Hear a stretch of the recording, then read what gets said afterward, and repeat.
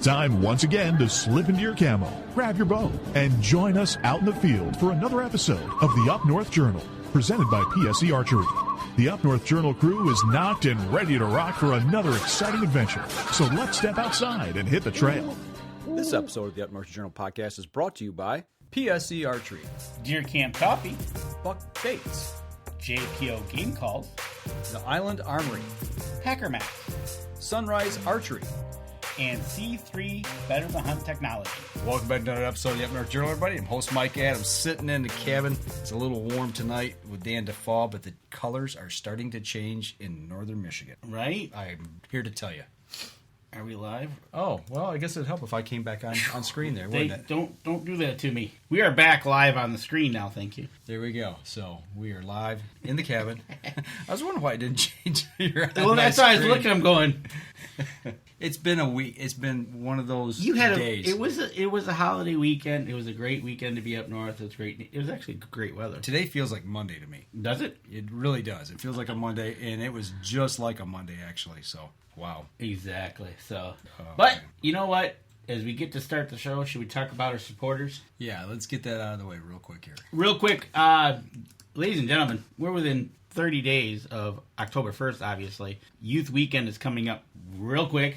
Get over to buckbaits.com if you want 20% off your order. Use the promo code UNJ20 over there. And why not help yourself getting to your stand a lot easier by using Easy Cut products at easycutproducts.com. Use the promo code UNJ15OFF. You get 15% off your order. If you saw, Mark Coleman gave us a report from the farm this week. What he was doing down there. I think he cut down half the forest. I know, right? If you want $25 off your Packer Max, go over to packermax.com. UNJ25, give Lincoln Roan a call. He'll take care of you. Hey, get over to the Island Armory, folks. Why not buy some guns, ammo? Go check it out. They change daily what they have in stock and what they can get you. UNJ10 gets you 10% off your entire order. If you're thinking about a game call, maybe a squirrel call coming up on the 15th, or maybe a grunt call, give JPOGameCalls.com a look-see and use the promo code UNJ10 for 10% off your order. We would not be amiss if we did not talk about Deer Camp Coffee, which we are drinking... Standard Up North Journal blend tonight. Up North Journal blend. Get over to deercampcoffee.com. Use the promo code UNJ10. Get 10% off your order. Don't forget to order a bag of Up North Journal as we have it. And we haven't got the new slides out yet, but remember, Miller Deer Tracking, get 20% off your next deer track. Use the promo code UNJ20. Give them a call if you have any doubts, maybe this weekend while you're out youth hunting, or definitely in October. And get 20% off you there. You know, they're still fishing, though, folks. It's not over yet. It's never over. You're right. Even hard water. UNJ10 over at southernIndianaBaitCo.com. And why not go up to... Where are we going? We're going to go to Newberry, where it's a nice 72 degrees, sunny, over at Cedars, where they're serving pizza and Deer Camp Coffee right there in the shop. So you can have a coffee and some pizza. Shout out to FM 123, who carries the show for us up there in the great Upper Peninsula. I wonder when they're going to get snow. Don't say that word, man. You gotta ask it. No. It's going to be here before we know it. Right? It might be 85 tomorrow, but you know what? It's going to be 25 here in about a month and a half. Seriously. It could be. From here on in, anytime in the Upper Peninsula. Right? It could. It could freeze. There's no doubt about it. I mean, it's not that far away. Absolutely. All right. Well, let's get into it tonight. We're talking about snow. We're talking about hunting season. We've alluded to the fact we've been up north. So let's go to Sunrise Archery and talk with Derek Vaughn. You know what?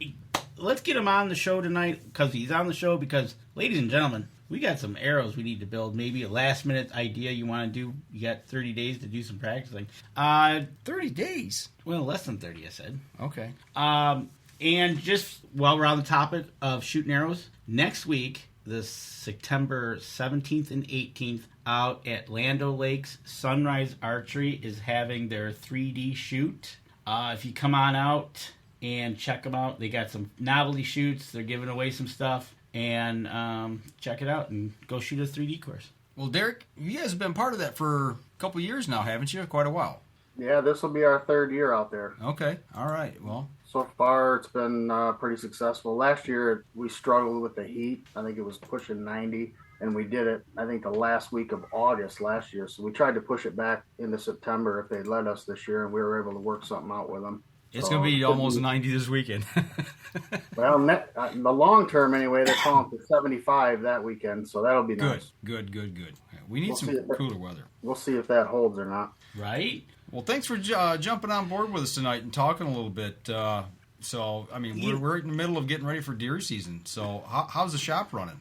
Oh, every day's a Monday there right now. It's every day there's a new set of things to work on, a new issue, a new problem. So it's hectic. It's not bad. The crew has another year of experience. I got some younger guys that have only been doing it a couple of years. That every year everything runs a little bit smoother. So that's helpful.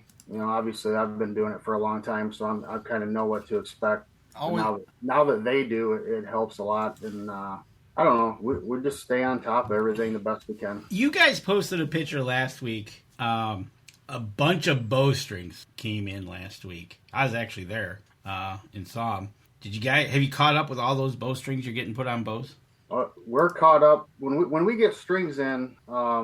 Even if it's every day, we're getting strings probably 4 out of 5 days during the week right now, and we will complete every string we get within 48 hours of receiving those strings. I don't care how long I got to stay or somebody else has to stay with me or how early we got to get there. We will turn them around once they're in our hands in less than 48 hours. That's a good reminder for people. We're going to talk about arrows here in a second, but let's go right back to the strings. What should they be looking for? Let's say they have been practicing all summer long, did tack, maybe they've done something, some other 3D shoots in the area, and all of a sudden here we are coming out of Labor Day weekend, and all of a sudden they're looking over their bow. What should they be looking for? That gives them a tip off. Maybe they should think about getting a new string or something bad might happen. Anything that stands out, the strings are pretty uniform, end to end. So if something doesn't look right in an area, something's hanging loose, serving's cut, by all means bring it in. It doesn't cost anything to have it looked at. So, we're going to give you our honest opinion. It might be something where we can just reserve it. It might be something we need to replace. It might be something that's just normal wear and tear. But by all means, bring it in and get it looked at. And, it doesn't cost anything for an opinion. What about serving creep? You run the cams when you see it starts gapping and wandering just a little bit. Is that something that you should be really concerned about? It's pretty common on some systems. Unless there's fraying involved with it, it's not hypercritical probably to get replaced immediately. I mean, it's pretty common on a lot of cams to have a little bit of separation in certain areas. Some strings are better than others in preventing that. But unless the serving is actually being cut or you can see the strings actually being damaged underneath of the serving, it's not, imminent danger typically. Gotcha. Okay. We got a question coming in here. Do you guys have a history of leaving secret messages on some of your customers' bows? It's not a long history, just one customer in particular. So who's chiming in right now. Yeah, I do. Right, exactly. What's up, Bill? Hey, I want to give him a shout out, man. He really helped us out about 2-3 weeks ago at work.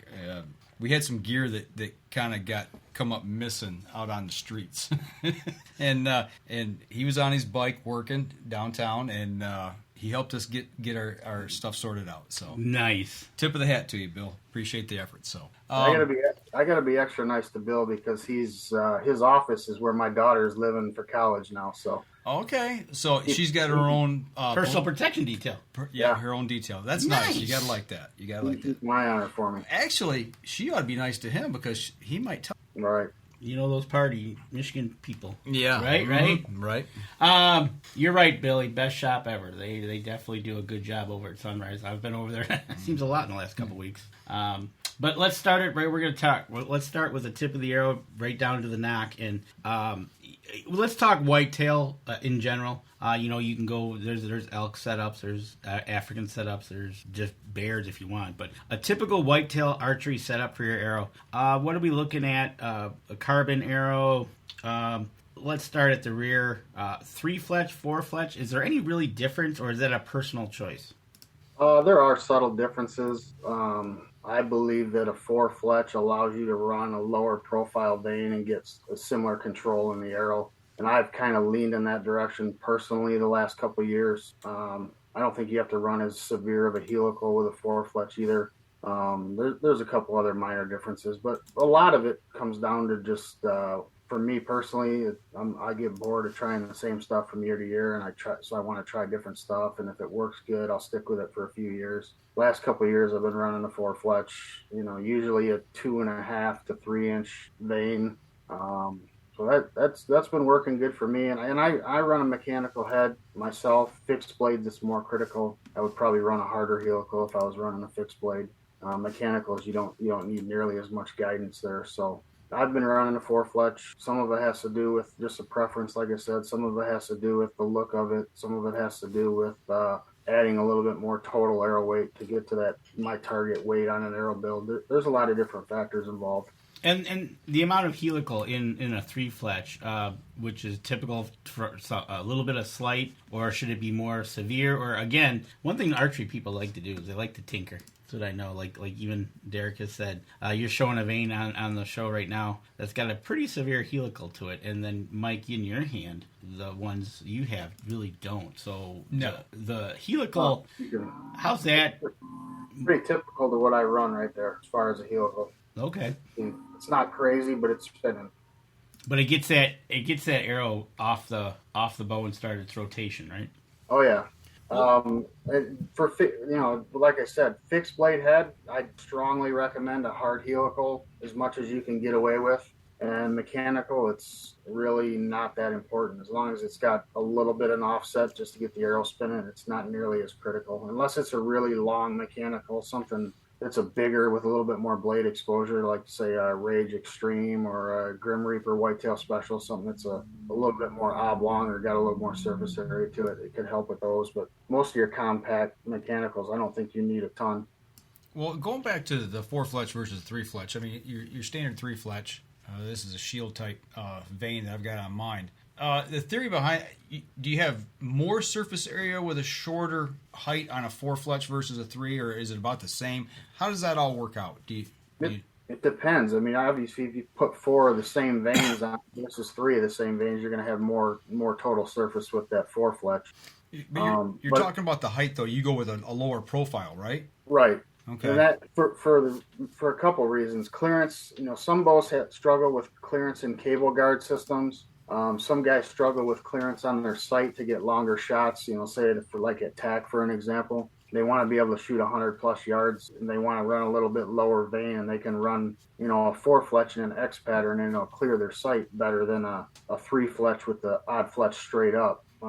So there's multiple reasons why one might want to try a 4-fletch versus a 3-fletch, and vice versa. Okay, so when that comes into play, say you're going to go with a 4-fletch, maybe with a shorter profile on it. Looking at the different systems of the rests, what do we need to be cognizant of running a 4-fletch versus a standard 3-fletch on, say, a drop away? Some guys maybe just starting out a biscuit, or maybe something that's got like a lizard tongue, something like that. Yeah, a lizard tongue or a whisker biscuit, I would recommend sticking with a 3-fletch, just because of the way they pass through and the clearance options. With a fall away rest that's falling and timed correctly, you can get away with pretty much anything. Okay, all right. And believe it or not, you guys probably don't want to hear this, but you're probably going to start seeing 5- and 6-fletch be a thing in the next couple of years based on what I've been seeing. No, it doesn't surprise me in this industry. So we're going to have to get our easy fletch out and use it twice on the same one, right? For 6. There's a couple of YouTube guys. I think John Dudley's one of them that is starting to promote the 6-fletch on his wife's setup. And I know AAE just came out with a new bit for the Bitzenberger that'll do 5- and 6-fletch. So that's probably going to become a thing here in the next couple of years. I'm looking at mine right now. How do you get another complete set of fletchings? The surface area there, I mean, yeah, it can be done, but I mean, there's not a lot of surface area left to work with. Definitely on a small diameter arrow, it would be tough with certain veins to do more than 4. Now, is he talking more of a target setup, or is he thinking about a hunting setup? I believe his wife hunts with a 6-fletch. Interesting. Danny's Googling right now as we speak. Yeah, I'm looking. Wow. Now, I've not heard of that yet. But then again, I don't dig into this too. Yeah, the standard diameter carbon arrow, like what you guys are shooting, you can get more fletching on there for sure. Okay. I know a few guys that run this, like a 6 fletch on like turkey guillotine arrows too, when they want as much control as they can possibly get with a huge broadhead on the front. Gotcha. Well, that thing is huge. That guillotine. That's a. They'll run even like 6'5", 6-inch feathers on them. Oh, almost like a flu arrow. Basically. Wow. Have you ever tried the Zinger fletching? I have not. Okay, so I saw them. I think they were at TAC. Is that the one that was up at TAC? Yeah. Leave that up there, Danny. I'm gonna throw that up there real quick. So basically, and I've seen the fobs. I've seen a couple different variations of that, or slip over type fletching like that. Have you ever used any of those types? No, I haven't. Okay, so yeah, as we show on the screen, I'm at the website right now. It's basically, in this case, it's a 3 fletch. I think there's also 4 fletch as well. You basically are supposedly able to just slide it over the arrow and go from there. I don't know whether you glue it in place or you don't have to glue it in place. I don't know. I know my brother's gonna tinker with these. Eventually, but I know there's those out there. Like you said, there was the fobs out there. There's just so many variations of it. But go ahead. Somebody else had one a couple of years ago. I think it was called like Blood Vein or something, and you slid it on, and then it had like ports to drop a little bit of glue in there to hold it in place. Right, exactly. And I've never personally tried any of them. You know what? I tried those just tinkering, like you said, and basically you slid it over the arrow. You drop 2 drops of glue into the little port, and to me it was okay. It was easy, and I just went from there. So it is what it is. And I know like they got the other ones where you can the wrap fletchings. The wrap where you basically put them in boiling water. I can see those as like a quick fix if you're out, but. So basically, kind of a good comment by Billy Hoffman. It seems that people who sell fletchings are promoting the 6 fletch, right? So more money. There could be a factor there for sure. Right, exactly. So, all right. So we're at the back of the arrow. We've talked about fletching. The nock. That's another thing that I've seen. Whether you go with a standard nock or maybe you got a different color nock or a lighted nock. Benefit to a lighted nock, I know you've got different colors, you got flashing ones, you got a bunch of different ones. What's your take on something maybe somebody should upgrade and go with a lighted nock? Well, the obvious benefit is to better recognize where you impacted on an animal, especially if you're videoing. It definitely shows up a lot better. You definitely have a lot better idea of where the shot actually hit the animal. Obviously, you're going to be able to recover your arrow a lot better. I've only, I think, shot 1 deer ever with a lighted nock, and that's just purely because they generally fly slightly different for my setup. And I didn't want to buy a full dozen. That year I had a full dozen lighted nocks and shot every arrow all summer with them. And I think that's probably what you really should do, or at least check them in every arrow and see where they impact versus your standard nock, because they fit the string a little bit different in most cases, and they weigh a little bit more pretty much in all cases. So some guys have shot them 40, 50 yards, no difference whatsoever, and then I've had other guys say that they were, at 50, 60 yards, they were 10 inches different. So it can definitely be significant. That's another good point you're bringing up is whatever you talk about and whatever you decide to do. You got to practice. Make sure you take that setup and get out and shoot and see what that does. Maybe it's poundage. Maybe it is between the 20 and 60 yard mark, whatever you're practicing. There is that huge difference just between a 10 yard, right? But definitely get out there, do some practicing with your entire setup, because you don't want to find out on the shot of a lifetime that, okay, I was wrong. Well, yeah, you better know before that. You better have done your practice and due diligence just for the animal's sake. Yeah, if I was filming hunts, I would absolutely use them. I mean, I think it's a huge, visual for somebody watching a hunt to be able to see that arrow flying. Absolutely. I think that you're right there, because last year when Gabby shot hers when I was with her, it would have been on video, it would have been awesome. And it just, you saw the whole entire flight of the arrow and where she hit the doe, and we knew exactly, and get out there. But have you seen a preference in any of the colors? I think a lot of that's personal preference. I think in darker conditions, like if you're low light, I think the solid colors, I prefer green. Just like on my sights, I see the green fiber optics on the sight better than the red in low light. So I would probably run a green or even blue lighted nock if it were me.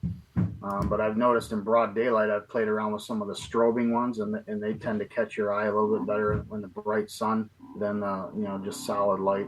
Huh. You're right there. I use the strobing one, and really, truthfully, once you see it in the ground, you can pick it up a lot better. When I was looking for the arrow, it was a lot. I wasn't just looking for a color. It was like, it grabbed my attention. That's why I found it real quick. Gotcha. Makes sense. Any questions come in? Yeah. So you talked about the nock, whether it be a regular nock or a lighted nock being a little different. Do you mess with string serving width, or do you just do the standard what you do on strings and just go from there? I have had nocks that didn't fit the way I like them to fit. So in that case, rather than mess with the serving, I would probably just switch to a different nock that fit it better. And now if they were all off or all loose, I would probably have it reserved. But if it was just a case where one particular nock wasn't fitting well, I would probably just switch to a different nock that fit that same arrow. You know, we got a good lesson from Dan Yassa, one of the first times we shot with him. Mm-hmm. And he said, give me your arrow. You know, so I handed him the arrow I was shooting, one of the arrows. And he was putting it on string, pulling it off, putting it on, pulling off. And he was listening and could tell that my serving was just a touch too much, you know, for the nock to come off clean and effortlessly. But also not so loose that it falls off. I mean, there's that sweet spot. But got a good lesson in that day. You know, he was talking about and that was how much speed you'd lose. Exactly, and that little bit of tension. As a target shooter, especially. Right, exactly. So, but that's just, you know, like you said, it's easier to go get a different type of nock and change that out instead of having to mess with the serving or getting it done, especially it's so close to the season here. And I know that's pretty vital coming off the string as well. How tight it fits in between the loop too, you know, vertically, not just snapping on the serving can play a big role in the difference between a lighted nock and a regular nock, or even one nock to another. You're talking about where the loop's tied on and where the knots are pinching down on the nock. Yeah, how tight it fits in between those vertically. Yeah, if it's smashed in there, then you're going to have, you know, you can get some inconsistencies from shot to shot with not what they call nock pinch. Okay. Yep. Some good things to look at. Absolutely. These are all little vital things that we're talking about, whether it be on the fletching or on the nock, or basically on your bow as well, whether it be the string itself or the serving. So we're at the back of the arrow, and I think we need to start marching towards the front. So we're going to come up on our first break. And remember, folks, keep those questions coming in, and we'll be back after this break. PSE Archery has reinvented the way you buy bows. From now on, you can make the most educated decision possible by basing your bow choice specifically on your shooting needs and goals. All you need to do is ask yourself, what kind of shooter am I? What do I want to achieve? PSE will help find the right category for you. So, what kind of shooter are you? Find out at psearchery.com.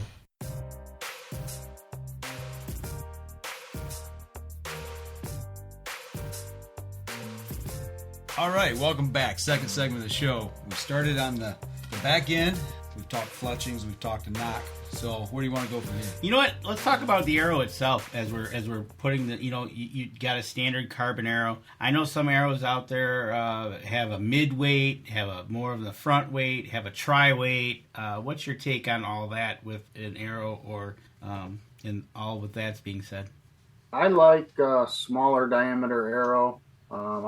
I've used the micro stuff like the 4mm, like the Victory Vaps, stuff like that in the past, and I've kind of settled back into that 5mm Easton Axis, the Airstrike from Gold Tip, Rip TKO from Victory. You know, that small but not micro diameter arrow is what I prefer. Works best with the way I like to build the arrows. I prefer.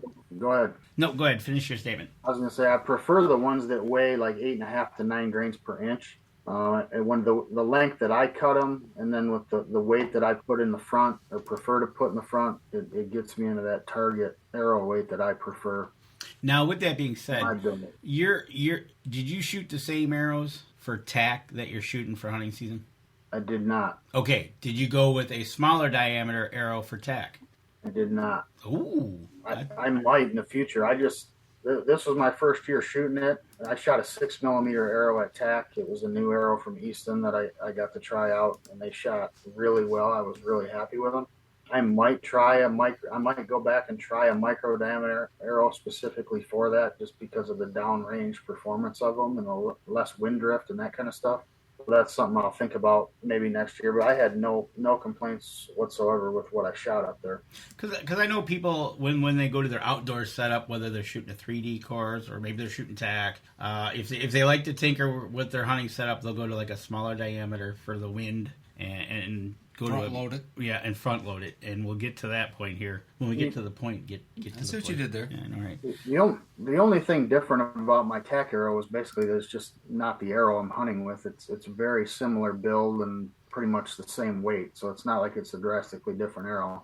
I might try something drastically different up there next year just to play around with it and see what happens. I mean, it's a fun shoot. There's nothing really on the line. It's just, it's more of a learning experience for me where I'm trying to figure out what works best. So. I totally agree with you on that aspect, that it is a fun shoot. And like you said, if you want to go try something totally off the wall with your setup, go do it. Try it. Because those shots are interesting to start with. No doubt. And, obviously, if you ever watch the tack page itself, people get into it. So give it a whirl, folks. I can't say enough about tack and getting out there. It was Derek's first time. He was up on the mountain. Mike and I were up on the mountain. And it was just a fun shoot head by all, no doubt about it. So your setups are the same. Like you said, 8, 9 GPI.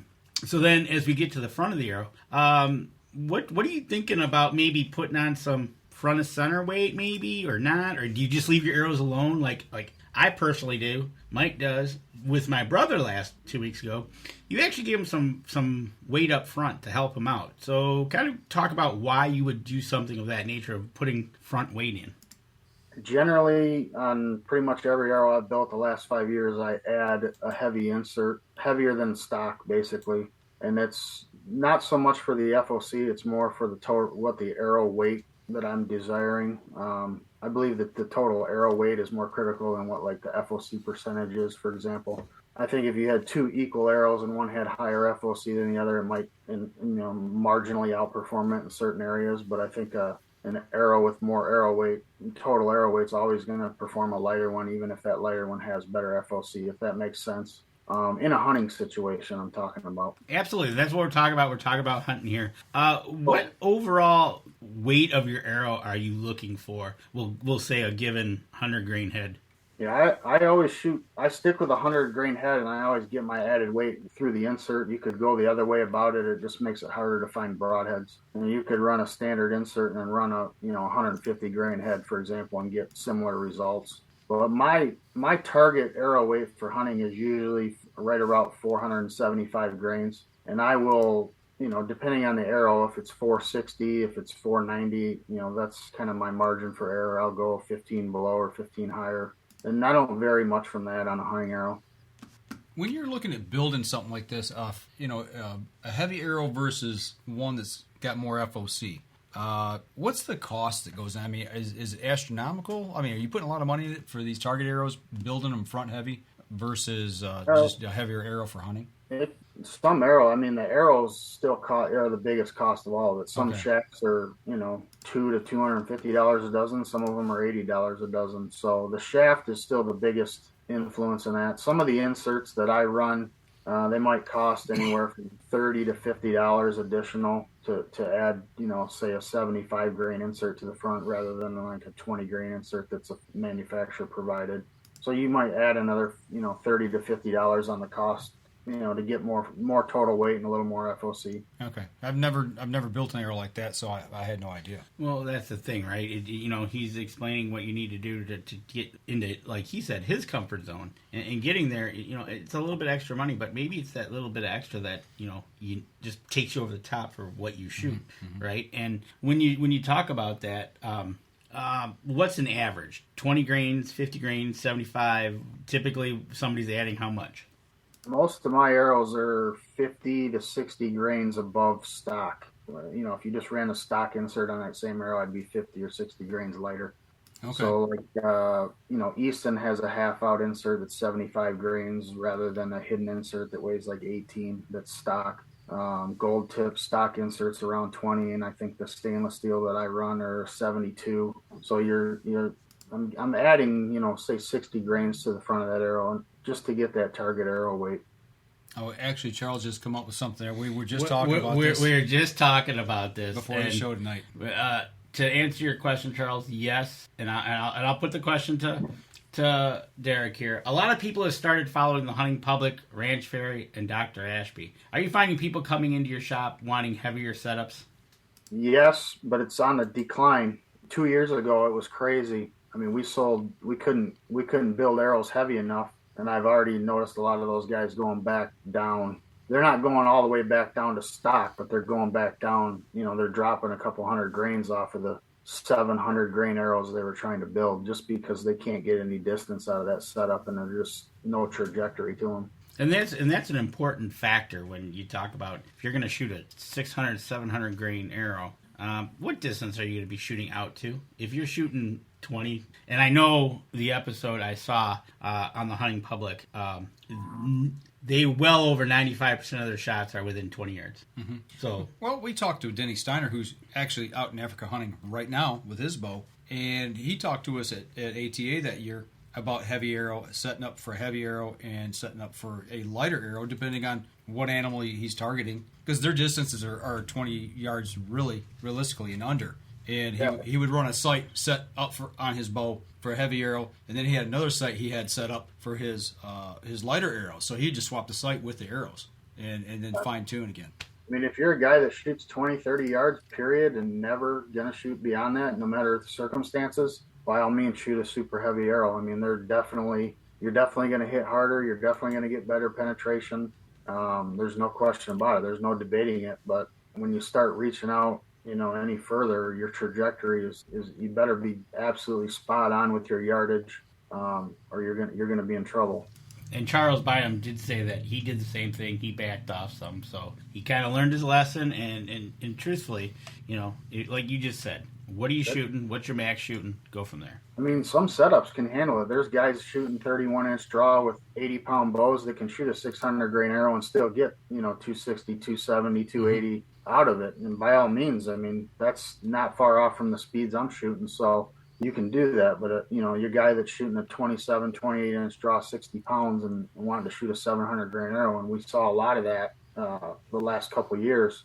I mean, they're shooting 180, 190 feet per second, and their trajectory is just, a nice arc. There you go. Right? Yep. Yeah, people with our draw length, Danny, it's not happening. You start looking at all this stuff that's out there, and then it gets a fad. And then all of a sudden, like Derek sees it, here comes a rush of people saying, "Oh, I got to be shooting a 600 grain arrow, because X, Y, Z." And then all of a sudden they look at it and go, "Wow, how come I can't shoot past 40 yards?" Mm-hmm. Or my pin gap is, double. Yeah, top of the housing, bottom of the housing. Right, exactly. So, you got to always take everything with a grain of salt. You got to shoot what's best for you. Yep. Like Derek said, he, as much as he shoots and deer hunts and everything, he's still tinkering. Fletch, his arrows, and you got to do that to find out what's best for Derek, what's best for Mike, what's best for me. And like Charles says, he's too old to pull 80 pounds, so am I. Yeah, I didn't I'm know too old to pull there. 70. Right? So that's the thing. I mean, I'll build somebody any arrow they want. They want an 800 grain arrow, I'll make it. They want a 300 grain arrow, I'll make that. I mean, I don't care what somebody shoots if they're confident in it and they like it and that's what they prefer. For me, that setup of that 475 grain arrow, and say 280 feet a second for deer has been, devastating. I've had really good luck with it. And for me, I can't see, straying off of that too much unless something drastically changes with bows where all of a sudden you can get more speed out of a heavier arrow or something like that. So that's just, just from results in the field, with me behind the bow, it's worked really well. Well, and that's what it takes. You got to be confident in your setup and what works for you. Exactly, because if it's the operator that has a lot to involve with.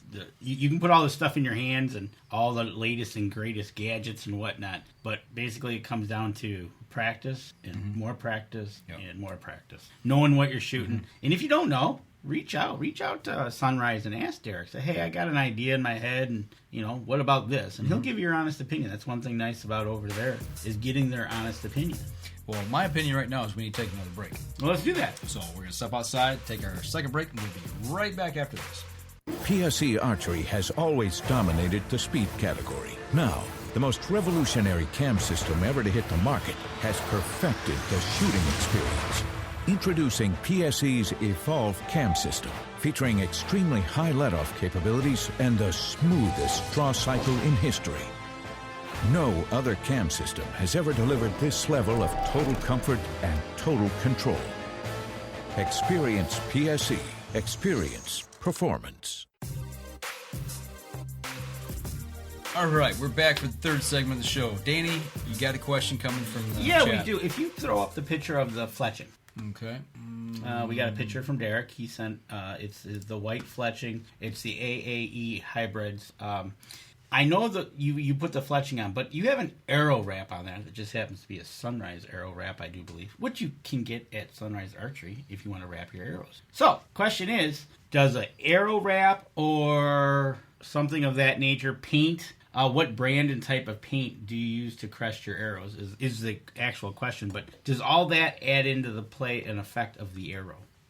Yeah, I mean, it adds a little bit of weight. Some wraps are heavier than others, so it can throw off, it can actually fight your FOC a little bit. I mean, honestly, when I use them, that arrow, that was one of Chase's arrows, by the way. That wasn't even my arrow. I just thought it would be a good picture, but more for looks than anything, for wraps. Finding your arrow, high visibility. But it can influence. I mean, you could shoot one arrow with a wrap and one without, and they might impact a little bit different just based on the change in the dynamics of the weight distribution, plus the physical weight of it.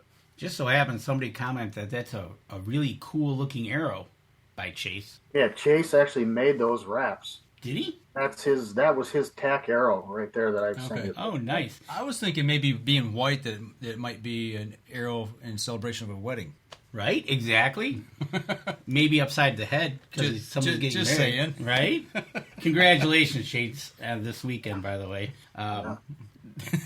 We'll do that Saturday. We're closing early on Saturday. We're closing at 3 because of the wedding. So right. So anybody out there listening needs to get your bow tuned or get some gear. You better get in there before. What did you say? 3 o'clock. 3 o'clock. 3. There you go. Right. So, so do you know type of paint? Do you have that at your shop? Cresting paint and stuff like that.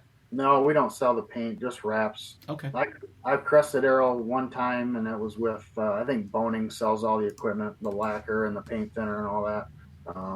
And it looks cool, but if you have to refletch, it's really a pain in the butt. Exactly. Do you have your scales at the shop certified periodically or as they are? From an arrow weight standpoint? Yeah. I mean, I guess they're not certified, no, but we've got a couple of them that read the same. So, I mean, I assume they're you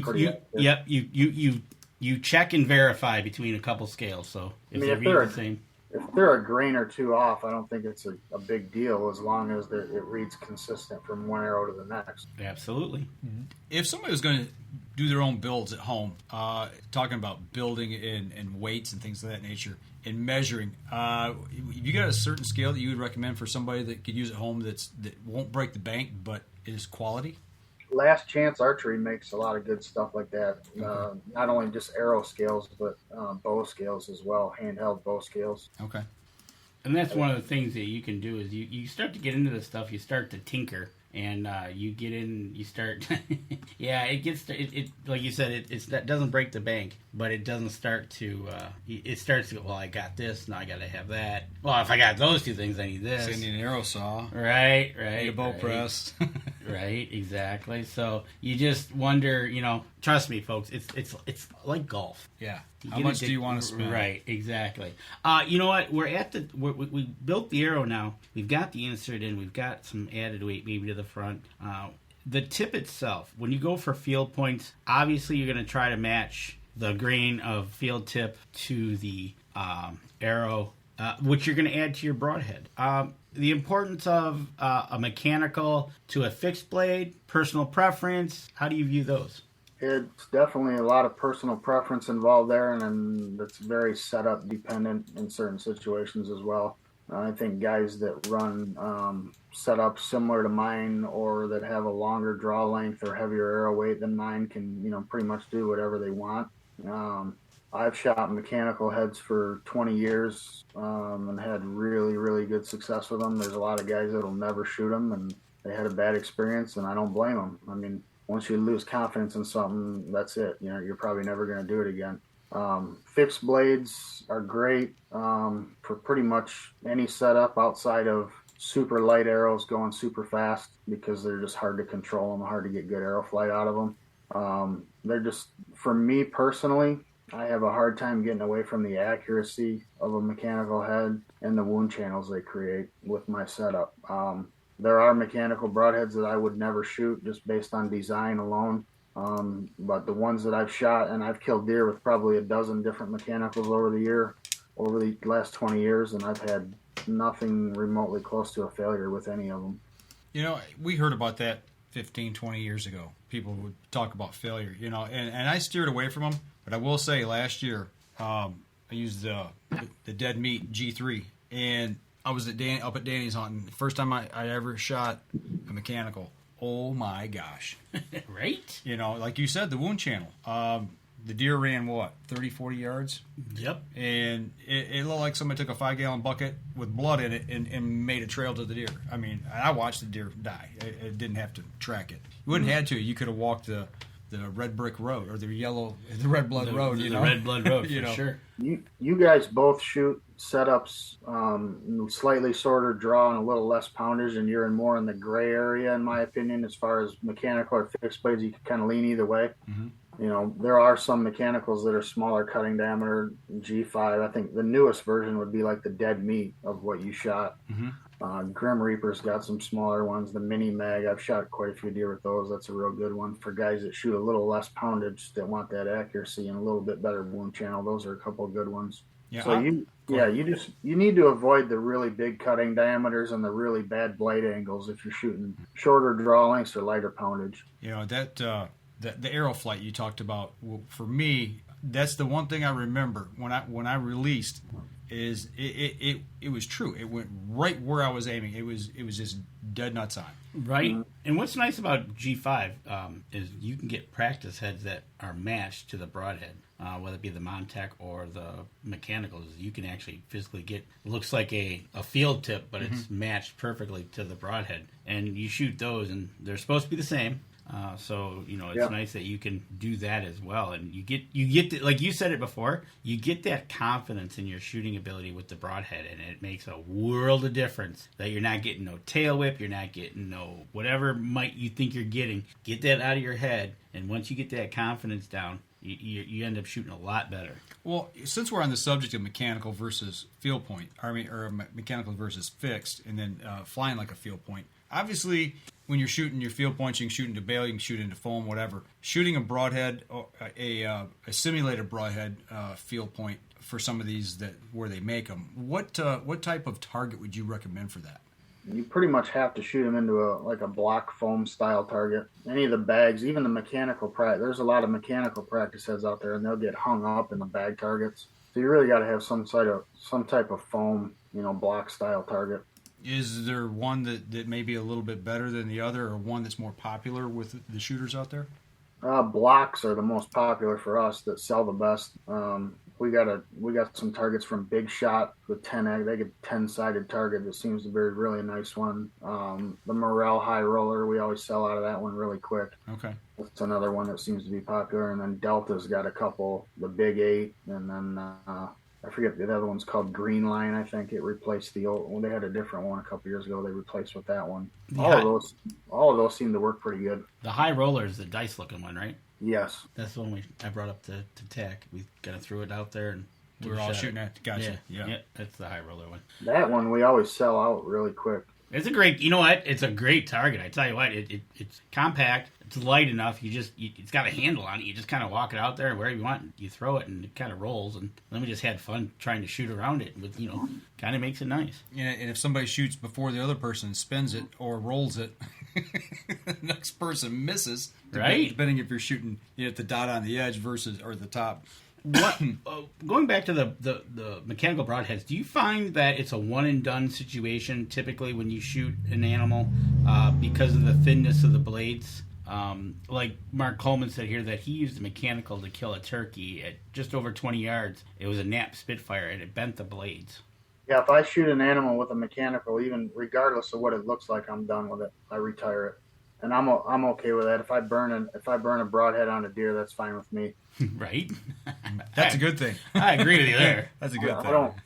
Yeah, obviously some of the fixed blades you can use over and over again, and I'm sure some of the mechanicals you can too. Well, the fixed blades though, after shooting them, you should resharpen them, right? Oh yeah. Yeah, we see a lot of customers that come in, their quiver's in their case, and you look in the quiver and they got fixed blade heads in there, and every one of them's got dirt, or you can see it's been shot into the target. It's got the little, the film from the foam targets on them and stuff, and I always cringe. They're going into the field, at a disadvantage shooting dull broadheads, in my opinion. Matter of fact, the broadhead Mike's got here is pretty dull. He was handling it, and I'm like, "What are you doing?" He goes, "Yeah, it's pretty dull." It's super critical that your broadhead's sharp, regardless whether it's a fixed blade or a mechanical. Exactly. And a question out there is Travis Monroe wants to know, in your opinion, let's see, 27.5 draw, 70 pounds, a 400 grain arrow, running Schwackers. What's your opinion? It's going to get the job done. I would prefer a slightly heavier arrow for me personally, but 400 at one time was kind of a moderate weight arrow. Now it's considered light, so that's an arrow. What bow is it? Is it a newer bow or? Let's see if he comes back. I don't know if he's on here or not. Yeah, let's see if he comes back and tells us what type of bow he's shooting it out of. It's a newer bow versus an older bow. That can be quite a significance in energy. Right.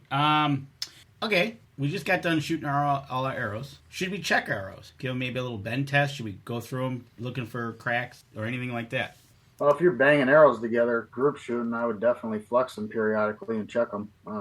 As far as like my hunting arrows, I spin them all. Even with the mechanical heads, I want them spinning true.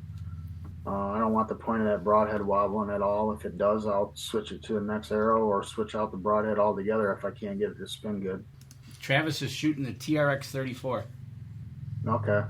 He should be fine. Like I said, I would prefer adding, 40 to 50 grains to that arrow myself. But that arrow is not like crazy light by any means. The Schwacker's 2-inch, but it's a 2-blade. I assume he's shooting the 2-inch 2-blade. They do make a few others, but that's by far the more popular. So 2-inch sounds like a lot, but when it's only 2 blades, it's not nearly as big as it sounds, when you compare it to some of the 2-inch 3 or 4 blades out there. Mark Coleman says he needs new mechanicals. What's your recommendations? My go-to mechanical head the last couple of years is a Grim Reaper Mini Mag. There you go, Mark Coleman. I know we've shot G5. I haven't had any problems with those. You didn't have any problems with them last year. Neither has Gabby. Yeah, so the Dead Meat's one that I like too, and I shot the predecessor to that. I think what Mike was talking about, the T3. Mm-hmm. Yep. I've shot quite a few deer with those and had really good luck with them. The thing about those is, for guys that are afraid that they're not going to open, is they have exposed cutting surfaces. Even if they, something happened and for whatever reason they didn't open, you're still getting exposed cutting surfaces going through that deer, and obviously not ideal situation, but you put a good shot on a deer, it's still going to kill it. Yeah, you put it through the heart. Yeah, right. It's going to die. Comment from Charles Byron. Charles Byron's from Iowa. He's one of those Iowa kind of guys. He believes in fixed blades more than mechanical, but he's actually lost more deer with fixed than he has mechanicals. Might be just dumb luck, but probably his accuracy. It could be. I mean, if they're not flying good, it could be shot placement. And that's part of the reason I like the mechanicals. It could be just a coincidence. There's a lot of variables when it comes to recovering a deer. Did a fat plug the hole on one deer and not the next? You might have a great blood trail with the exact same shot on one deer, and the next one you shoot the same spot, you got no blood at all. So there's a lot of variables with fixed or mechanicals. Oh, we're talking just about the arrow build, right? So between that, the bow, the sight, your release, conditions, there's a lot of variables that go. Wind, learn that at TAC, how to read the wind. One of the things we learned. But you sit there. So you got your arrow. You go get some practice in, folks. Like I said, fixed blades. Make sure you resharpen them.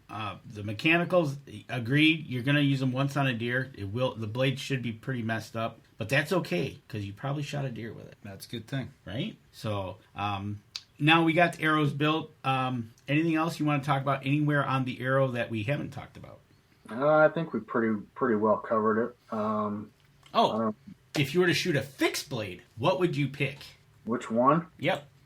Well, my wife shoots the Grim Reaper Hades, the Hades Pro, and I've been really impressed with those. She only shoots about 45 pounds, 27.5-inch draw, and she's killed 2 bucks the last 2 years. One was a 4.5-year-old, one was a 3.5-year-old. Pass-throughs on both of them with that head. Really good blood trails. So that's one I like a lot. There's a lot of good ones. Slick Tricks, G5 Striker V2s, the Montec M3 from G5, the Q80 Exodus. We sell a ton of those. Those seem to be a really tough head. A little bit bigger cutting diameter on that head, but a really strong head that a lot of guys have a lot of success with. Speaking of that, you talked about your wife shooting 40 pounds. Do you play around with her arrows with adding weight to the front of her arrows to help her out at 40 pounds? I basically build her arrows exactly like mine, but with a lighter starting weight, because it's a lighter spine. So her arrows, I'm still running the same like 75 grain insert, 100 grain head, similar vein setup. They usually end up weighing about right around 400 grains. Okay. So there you go, folks. We've talked about arrow from tail to nose to tail. And if you want to get something done, you're in the area, give Sunrise Archery a call. Go to their website, check out the brands they got there, the products. Obviously, Derek's going to be there from now until October 1st. He's never leaving. He's sleeping there probably. He's probably just home today so he can get his equipment to go back and have a sleepover. Work tonight. Right? So get over to sunrisearchery.com. Check them out on Facebook. Check them out on the web. So we're going to go into our last break. We'll come back. We're going to make it a little bit more fun. We're going to look at some pictures of deer he's got on camera and kind of see what his menu is he's cruising for the upcoming hunt. All right. We're going to step outside. We'll be right back after this.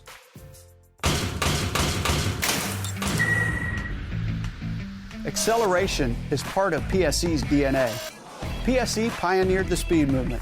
Now they've developed the vapor category to help you find the most powerful bows on the market to fit you. High speed equates to intense power and building the momentum you need to be successful. Are you a vapor shooter? Find out at psearchery.com.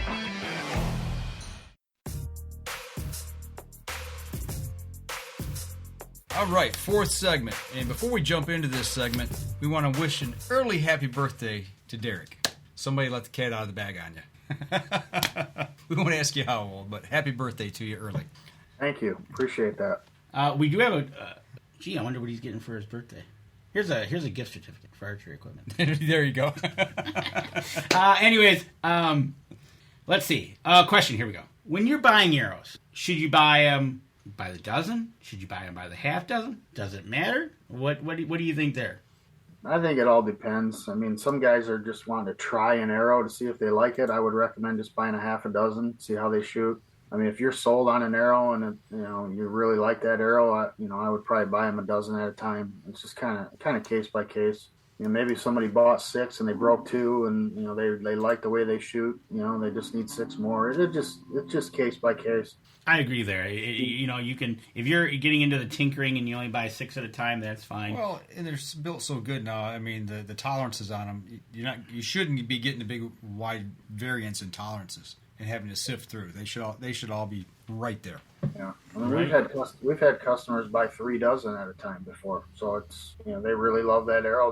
They're afraid it might not be made anymore, or they heard it's going out, going to be discontinued, and they'll buy 2-3 dozen of them. I agree there. All of a sudden you go in and all of a sudden, hey, we don't make those anymore. Right. Yeah. So we've talked about arrows. Everybody go check out sunrisearchery.com, sunrisearchery.com. So now, kind of the point in the show, we're going to show a little eye candy for everybody out there that Derek has some leases around Michigan, Indiana. The United States somewhere. The United States. He'll give you the pinpoint of not going to tell you coordinates. But the first one we're showing on the screen is a nice looking buck looking away from the camera. Daytime shot out in the woods. Nighttime or daytime? Daytime.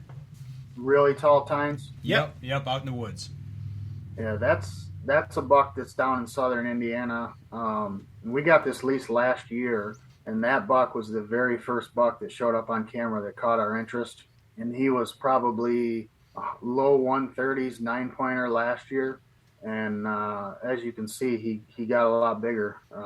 I think he's got, four tines that are, 12 to 13 inches now. And depending on how long his brow tines are, which is hard to tell. And he didn't have really good ones last year. He could be, 155 to 160 inch deer this year. So he is definitely, my number one target buck for this entire season at this point.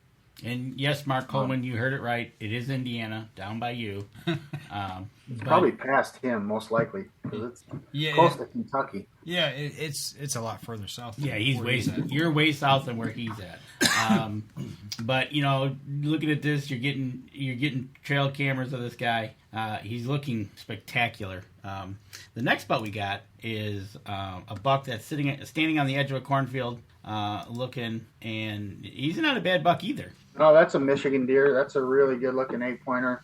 I've got a handful of Michigan bucks that are, that caliber buck or similar.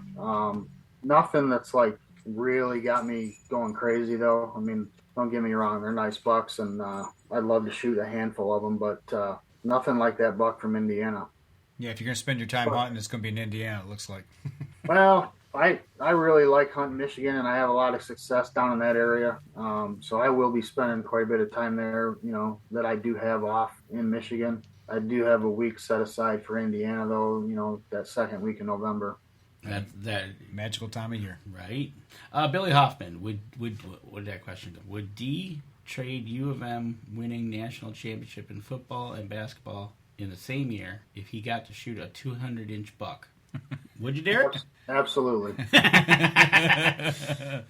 Yeah, I like hunting a lot more than I like sports. There you go. Yeah, that to happen in the same year would be amazing. Question from Chase. You're going to kill a 150. I get it. That's Chase. Yeah. From work. Yeah. We'll see. Hopefully. Well, right? That's all you can ask for is to get the chance to do it, right? That buck down there is the only one I know of that would break that mark. So we'll see. Hopefully you get a shot at him. There's more of them down there. We had a bunch of them show up last year while we were down there hunting during the rut. And anything could show up. So. Well, we got one here. It's a night photo. Looks like a 10. That's another deer from Indiana. I don't know that I would shoot him this year. We'll see how the hunt goes. But that's a deer that we had pictures of last year, and I think he's just 3.5 this year. He's a solid 10. I mean, he's got some mass. He just with that other buck running around, and I know that other deer lives right there. It's going to be hard to shoot that deer. Oh, same. Okay, so on the same lease, you got those two bucks. Yeah, that's kind of. I get it. It's not a real big piece of property. It's only about 60 acres. So right, and so you got you're gonna have to weigh the options when you're down there. What's happening? Are the deer moving? Not moving? What weather? There's a whole bunch of factors that go into that. And when you get a chance like this, and we've talked about arrows. Which the question's coming in from Zach. Which is more important? Speed of arrow or mass of arrow in terms of kinetic energy? Well, they're both. I mean, if you did a kinetic energy calculation from a 300 grain arrow coming out of one bow and then the same bow shooting a 500 grain arrow, the kinetic energy actually doesn't change a great deal, like as far as on the scale. But what does change is the momentum, and I think that's more critical than what the actual kinetic energy is. So the heavier arrow is gonna carry more of that momentum. I've used the analogy many times, like throwing a ping pong ball into a snowbank versus a golf ball. I don't care how fast that ping pong ball is going. It's not going to get as deep as that golf ball. So they both matter. But I mean, you could shoot a 100 grain arrow going mock whatever, and it's just not going to have a lot of ass behind it. So exactly, that's a great analogy of throwing a ping pong ball into a snowbank or a golf ball. It's just what's behind it, right? And the weight. Mark Coleman says Indiana raised their license fees this year. I know. He knows. Vote of confidence there. They went from they raised them almost $100 for non-residents. Wow. Well, and that's buying the $1 and $2 tag. I just buy I buy an archery tag, and if I don't fill it, I'll buy a gun tag and hunt their gun season. You can only kill one buck, but you have to have a license for whatever weapon you're using. That's right. That's right. I remember I bought mine was archery. So you bought yours for archery? Yep. Okay. Yeah, I plan on hunting. Their gun season I think starts on the 12th this year. Mm-hmm. I So know I'm planning on bow hunting like the 7th through the 11th, and then if I don't kill one with a bow, I'll buy the gun tag and hunt 12th, 13th, and then be back for our gun opener here. Nice. I tell you what, look at these pictures you got on these leases you have. These are some great deer to be shooting at. Some people it's a dream to shoot at some of these bucks on a regular basis or have a chance at one of these bucks. One of the questions I do have is, what is Derek's dream hunt? That's a tough call. I mean, there's a lot of animals I'd like to shoot. I love to do an elk hunt. I love to do a moose hunt. Those are way up there. But deep down, I'm a whitetail guy, and I think the Iowa bow hunt for me is kind of what I've been looking forward to, and I'm hopefully going to be able to do in 2 years. So that's kind of where I'm at with it. After that, it would probably be elk with a bow. There you go. And I know elk season going on right now. Here in Michigan, kind of around the country, they've got elk season. Randy Stoppenhagen, I know he's up at elk camp. I haven't seen anything he posted how they're doing. He was up this weekend, right? Yep. Mark Coleman says the bundle is like $550 for non-residents down in Indiana. Yeah, that's what I. Yeah, it used to be $295, and then the tags were $150, so it made sense to buy the bundle because it was cheaper than 2 tags. And now they got the bundle so high that it's more expensive for the bundle than it is for 2 tags. So I don't see why anybody would buy the bundle unless they're planning on hunting with a bow, a gun, and a muzzleloader or something like that. But okay, well, you're only allowed $1, right? So, $1. Yep. Like you said, you're going to go in there with an archery tag. Do you fill it? Well, if you fill it, you're done. If you don't, then they said, "Hey, I'll go run into town, buy the gun license." Yep. Yeah, I think it's $240 now. So I mean, you can get 2 tags for $480 or buy a bundle for $5 something. It doesn't make any sense to me. Right. I'll just be buying a bow hopefully, and if I don't get one with that, I'll get the gun tag. There you go. And that's the thing. I know, like Mark Coleman talked about them raising their prices. I know when Michigan raises their prices, it's another interesting concept here in Michigan. It's the end of times. Right. But Michigan's still one of the cheapest places to hunt. They are. They're one of the cheapest places. Depending on where you're at, you got some great bucks to look at. I just love getting out there myself. Whether I'm in the UP, your place, or wherever we might be hunting. But just getting out in the woods and kind of connecting with nature and figuring out how it is and wondering if Derek's going to get that buck that he showed me on camera.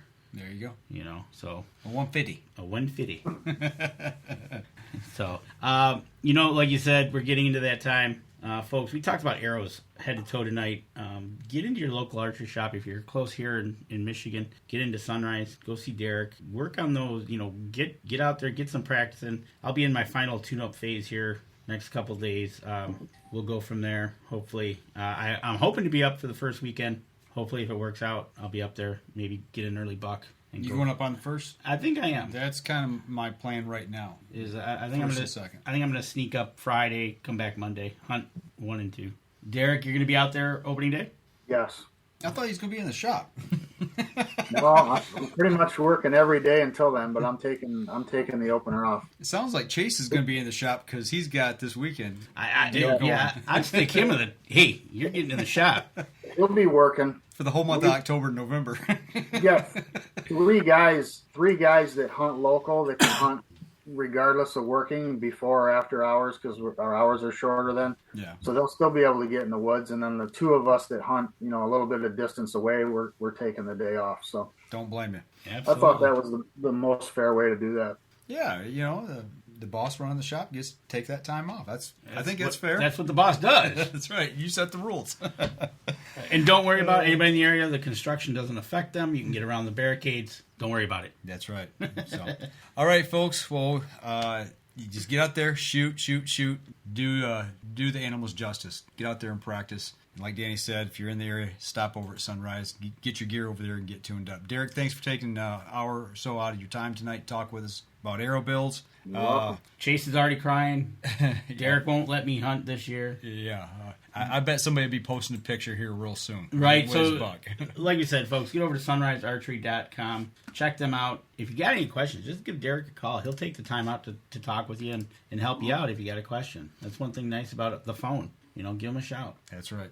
All right, folks, that's going to do it for us this week. Next week, we've got Randy Stoppenhagen on from C3 Mitts. So we're going to talk Idaho. about C3 Mitts, Better the Hunt Technologies, better known as, and I'm pretty sure he's going to have an elk story, good, bad, or indifferent. Hopefully he's got some elk meat in the freezer when we talk to him. So once again, Derek, happy birthday early. Enjoy, and hang on. We'll talk right here, right after the show. So for those of you listening on the podcast, make sure you go over, if you're listening on iTunes, give us a review over there. That helps us and helps the people who support us. And for those of you here that are listening or watching the live stream, give us a like, follow, and share the show if you would, please. Go over and do the same over at Sunrise Archery's website or Facebook page and give them a like, follow, and share as well. Absolutely. And then, like we always do, we go live on Wednesdays. Around the weekend, you'll see it live. Well, not live, but you'll see the rebroadcast on YouTube. If you're over on YouTube watching this, do us a favor, subscribe. It helps us out, and it helps us, get the word out about Up North Journal. And share the show as well. Share the show, and we will see you guys next week with C3 Mitts. That'll do it for us this week. We'll see you all again next week. If you're all out in the woods, shoot straight and be safe. This episode was brought to you by PSC Archery, Deer Camp Coffee, Buck Baits, JPO Game Calls, The Island Armory, Hacker Max, Sunrise Archery, and C3 Better the Hunt Technology. Thanks for listening, and join us again here next week. Until then, remember, as we always like to say, if you're out on the water or in the woods, shoot straight and be safe. Until next week on the Up North Journal.